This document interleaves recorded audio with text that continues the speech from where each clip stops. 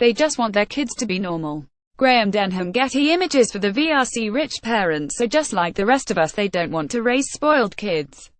In Uneasy Street, The Anxieties of Affluence, sociologist Rachel Schwerman interviewed 50 New York City parents with incomes of at least $250,000 a year.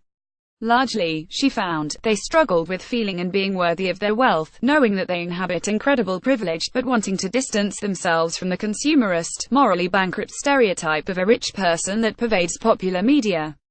They considered themselves to be normal people living normal lives, spending on the same things as anyone else, their kids.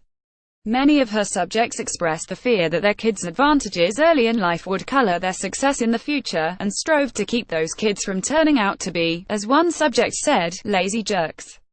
They want their children to see themselves as normal and therefore just like everyone else, but also to appreciate their advantages which make them different from others, Schwerman writes. In the end, they instill and reproduce ideas about how to occupy privilege legitimately without giving it up, how to be a good person with wealth. But there's a twist: the parents themselves struggled with the understandable impulse to provide their kids with every advantage, to give them whatever they had to give. Therefore, Schwerman found, they were comfortable with their kids being entitled, but not acting like it. I came to see that the kind of entitlement parents wanted to avoid was behavioral and emotional, not material, she wrote. As long as they don't act or feel entitled, children remain legitimately entitled to resources. They communicate this message primarily in two ways, Schwerman found: constraint and exposure. Here's Schwerman first. They talked about limiting children's behavior and their consumption of material goods, experiences, and labor. Placing boundaries on kids' entitlement to consume would, parents hoped, also constrain their sense of entitlement more broadly. And requiring labor of them would instill a strong work ethic and a sense of self-sufficiency.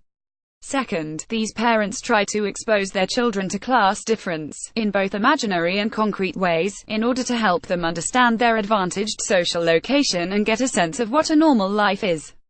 These ideals had instrumental aspects, that is, parents imagined that having a solid work ethic and being comfortable with people different from themselves would help their children succeed in a risky world.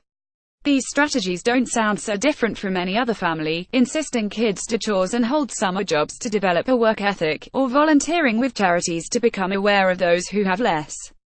However, Schwerman found, being legitimately entitled to resources means they have the same resources as they would were they not legitimately entitled, that is, perhaps, spoiled. Ultimately, the parents are not challenging their children's advantage but, instead, teaching them how to occupy their advantaged position appropriately, Schwerman writes. She continues, this legitimately entitled self faces the contradiction we have seen before between erasing class difference through treating everyone the same and recognizing this difference through awareness of privilege. Uneasy Street, The Anxieties of Affluence is available now on Amazon and is fascinating.